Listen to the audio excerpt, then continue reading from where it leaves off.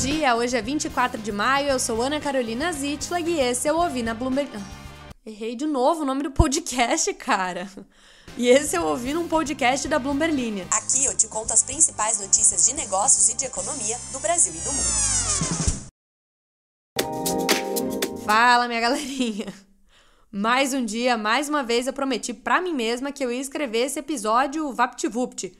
Só que aí eu me empolguei de novo e eu vou terminar com uma salada de uns 5 minutos que vai dar a receita da NBA à da Eras Tour, a turnê da Taylor Swift nos Estados Unidos. Então vamos já pular aí para as notícias mais importantes, pra dar tempo de tagarelar depois.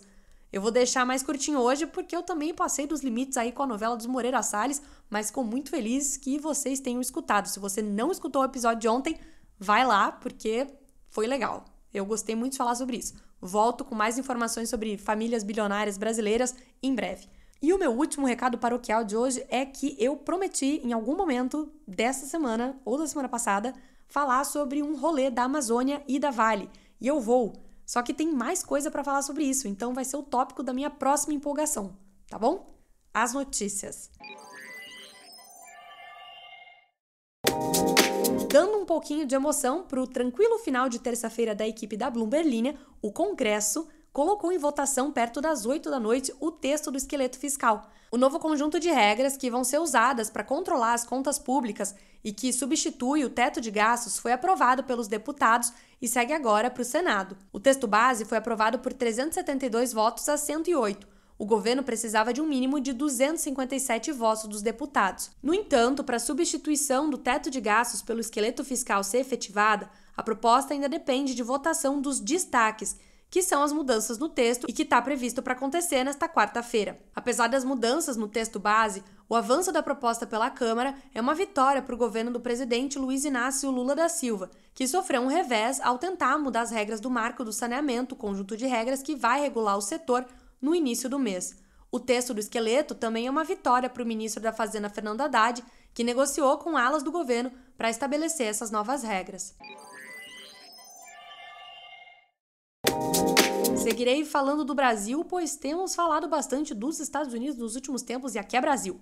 O mercado financeiro está começando a vislumbrar a possibilidade da meta de inflação brasileira ser mantida em 3% a partir do próximo ano, diante da redução dos ruídos entre o governo e o Banco Central. Lembra que o Lula estava falando com alguma frequência que o BC estava errando na condução da política monetária e que deveria reduzir os juros? Segundo os analistas ouvidos pela Bloomberg News, nas últimas semanas houve um tom mais moderado do presidente sobre o tema e também uma abordagem técnica do ministro Haddad.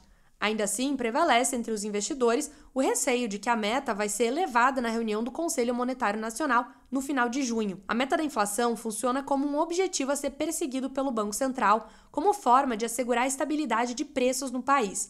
Com ela, tanto consumidores quanto investidores conseguem ter mais previsibilidade e fazer mais investimentos de médio e longo prazo, garantindo o crescimento econômico. Aí, o BC corta ou sobe juros mirando na tal da meta, que para este ano é de 3,25%, com uma margem de tolerância de 1,5 ponto percentual para cima ou para baixo, ou seja, entre 1,75% e 4,75%. O presidente Lula já defendeu que o objetivo deveria subir para 4,5% para permitir o corte de juros. E na avaliação do diretor executivo da Eurásia, Christopher Garman, a equipe econômica quer manter a meta como está, mas a pergunta é se Lula vai topar fazer isso. A consultoria, que é uma das maiores do mundo, elevou de 40% para 50% a chance de manutenção da meta no início do mês. Já para o Santander, a probabilidade de que o objetivo permaneça o mesmo está em 60%. Segundo Mauricio Orengue, economista do banco, talvez tenha ficado claro para o governo e parte da classe política que não há benefício em aumentar a meta.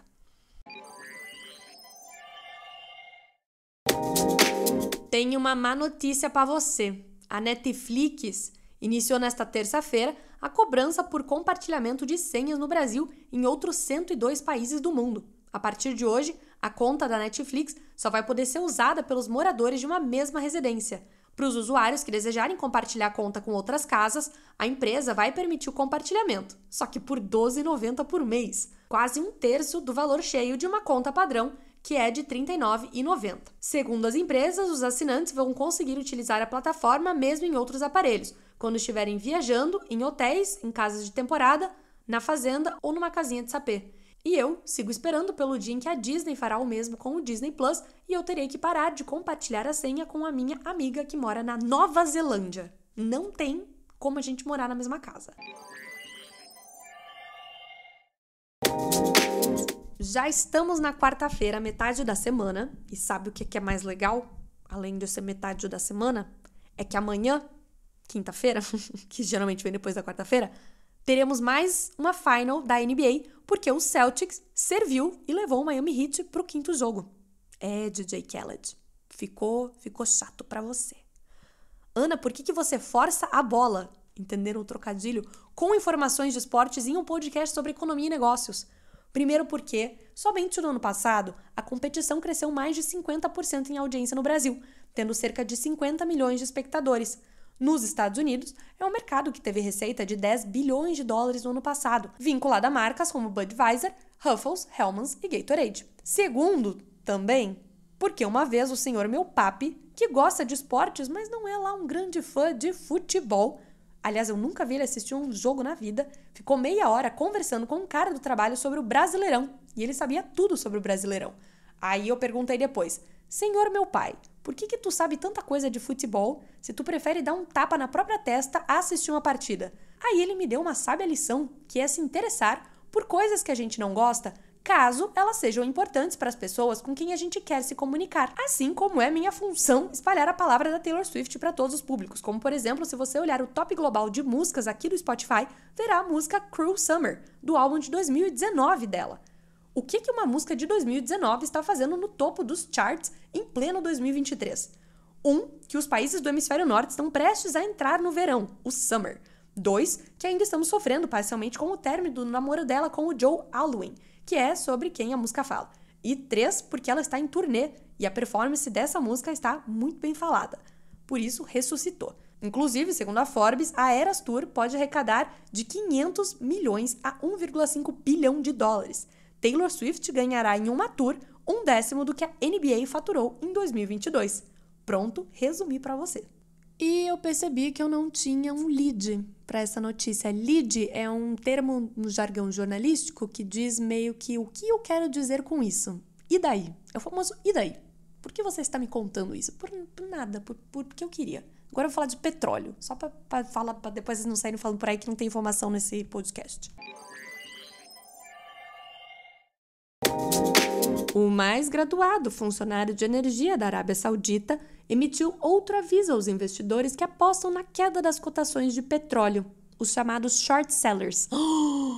Nossa, eu acabei de lembrar que eu tinha uma maneira muito legal de falar o que é short seller, só que eu esqueci qual era a maneira. Os short sellers usam um mecanismo de mercado que é basicamente uma aposta de queda de um ativo. Nesse caso aqui é o petróleo. Então, o ministro de Energia saudita, que é o príncipe Abdulaziz bin Salman, deu um recado para esses investidores de que o petróleo não vai cair segundo eles pensam. No mês passado, o governo saudita e os parceiros surpreenderam esses traders de petróleo ao anunciar cortes na produção destinados a assustar os especuladores. Ou seja, quando a OPEP anuncia um corte na produção, isso quer dizer que vai ter menos petróleo sendo ofertado no mercado.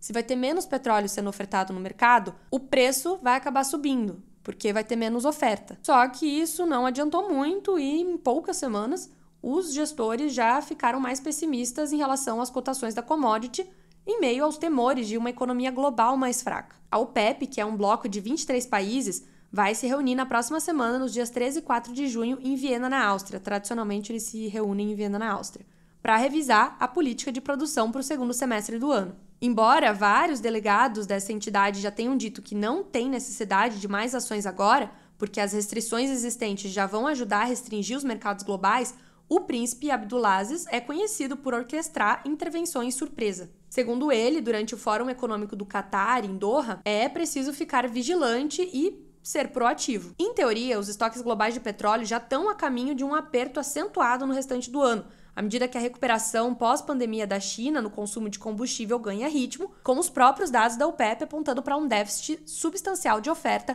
de cerca de 1,5 milhão de barris por dia. E, de novo, faltando barril de petróleo no mercado com a demanda no mesmo patamar, o preço tende a subir. Terminou, acabou, É hora de dizer adeus. Mandei um pagode pra terminar o episódio.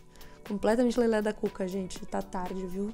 Perdão por tudo aí. Se você chegou hoje no podcast, olha, é essa loucura aí. Espero que você tenha gostado. Se inscreva, ative as notificações e vambora pra cima deles. Até amanhã.